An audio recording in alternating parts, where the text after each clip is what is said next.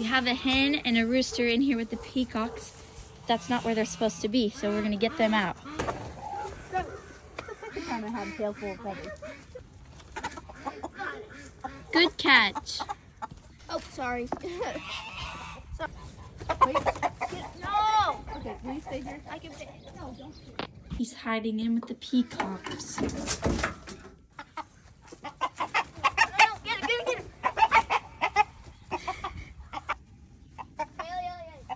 I'm coming. Typically, we try not to chase our animals, but when we have a situation like this, we really don't have any other option except for a net. And we prefer not to use a net because it damages their feathers. So we're trying our best to catch him as quickly as possible. He's not very happy about that. We have him under control. He's gonna talk for a little bit because he didn't like what just happened. But we got him. He's a pretty boy. Crow. Ooh. Yeah, I know.